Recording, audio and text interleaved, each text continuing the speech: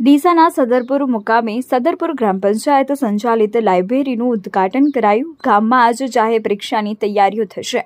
આજના યુગમાં જ્યારે શિક્ષણ તરફ જમાનો જઈ રહ્યો છે, ત્યારે ડીસા તાલુકાના સદરપુર ગ્રામ પંચાયત દ્વારા વિદ્યાર્થીઓને શહેરમાં જ જઈ હેરાન ન થવું પડે તે માટે ગામમાં જ અદ્યતન લાઇબ્રેરીનું ઉદ્ઘાટન કરવામાં આવ્યું છે, જેથી હવે ગામના વિદ્યાર્થીઓને સમય અને ખર્ચમાં મોટો ફાયદો થશે।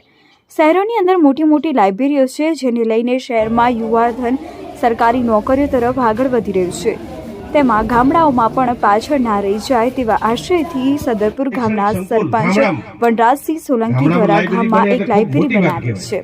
આ લાઇબ્રેરીની અંદર પાટણ લોકસભાના સાંસદ ભરતસિંહ ડાભીની 5 લાખની ગ્રાન્ટ અને સરપંચનો 2 લાખ રૂપિયાનો ફાળો, ગ્રામજનો આ ફાળા સાથે આ લાઇબ્રેરી આજે ખુલ્લી મૂકવામાં આવી છે। લાઇબ્રેરીથી આવનારા સમયની અંદર સદરપુર ગામમાં પણ દર વર્ષે યુવાનો સરકારી નોકરીમાં જોડાશે તેવું આગેવાનોનું માનવું છે। મુખ્ય મહેમાન ભરતસિંહ ભટેસરિયાએ જણાવ્યું હતું કે આજના યુગની અંદર શિક્ષણની ખૂબ જ જરૂરિયાત છે, ત્યારે સરપંચ દ્વારા ઉમદા કાર્ય છે, તેનો લાભ ગામના તમામ યુવાઓને મળશે અને આવનારા સમયમાં આ ગામમાંથી પણ અનેક યુવાનો સરકારી અધિકારીઓ બને તેવી શુભેચ્છાઓ પાઠવી હતી। આજના કાર્યક્રમમાં ભારતીય જનતા પાર્ટીના બનાસકાંઠા પૂર્વ મહામંત્રી ભારતસિંહ ભટેસરિયા, જિલ્લા ઉપાધ્યક્ષ રસિકજી ઠાકોર, કિસાન મોરચાના પ્રમુખ ભીલડી મંડળ લાલસિંહ સોલંકી, પૂર્વ ડેલિગેટ રમેશસિંહ, ગામના પૂર્વ સરપંચો, ડેલિગેટ સભ્યો તેમજ ગામના આગેવાનો મોટી સંખ્યામાં ઉપસ્થિત રહ્યા હતા।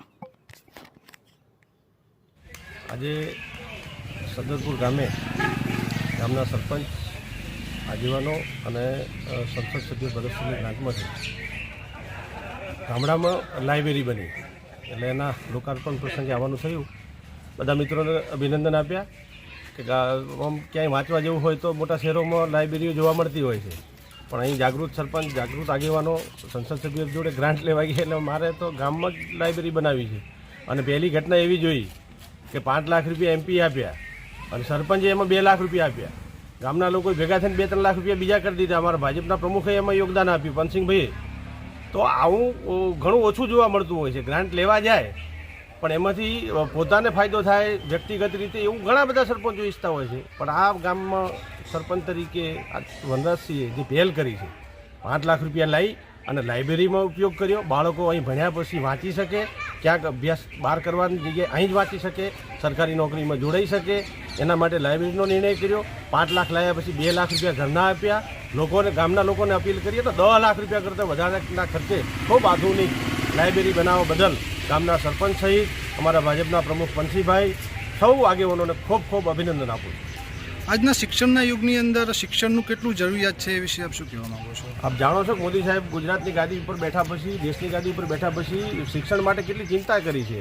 ગામડે ગામડે ફરી અને પહેલાં તો દીકરાઓ દીકરીઓ ભણવા મૂકે એના હાટું કરીને પ્રવેશ ઉત્સવ કર્યા, કારણ કે આપણા ગામડામાં જાગૃતિ જ નથી। દીકરો કે દીકરી જન્મે એની ચિંતા થાય, પણ જન્મ્યા પછી દીકરો કે દીકરી શું કરે એની ચિંતા ગામડામાં કોઈ કરતું નહોતું। મોદી સાહેબે જાગૃત કરી, ભણાવો, ભણશે તો જ આગળ બનશે। એની પછી સારા શૈક્ષણિક સંકુલો ગામડે ગામડે બન્યા, વેલ ક્વોલિફાઈડ શિક્ષકોની ભરતી કરી। અત્યારે ગામડાનું શિક્ષણ ખૂબ સારું થઈ ગયું છે। તમે જો અત્યારે ક્યાંય ભરતી થતી હશે તો તમને ગામડાના દીકરા દીકરીઓ એમાં જોવા મળતા હોય, સારા રિઝલ્ટ આવતા હોય છે પરીક્ષાના, 10માના 12માના સાયન્સના, તેમાં ગામડાના દીકરા દીકરીઓ ખૂબ મોટી સંખ્યામાં આપણને જોવા મળે છે। એનું કારણ કે મોદી સાહેબે ગામડાના શિક્ષણની ચિંતા કરી, ગામડાના શૈક્ષણિક સંકુલોની ચિંતા કરી, વેલ ક્વોલિફાઈડ શિક્ષકો ભરતી કરવાની ચિંતા કરી, અને અમારા આવા જાગૃત સરપંચો દ્વારા, વનરાજસિંહ જેવા સરપંચો દ્વારા ગામડામાં લાઇબ્રેરી બનાવવા માટેની જે પહેલ કરી છે, એ આખી પ્રેરણા ગુજરાતના લોકો લે છે, ગુજરાતના સરપંચો લે છે।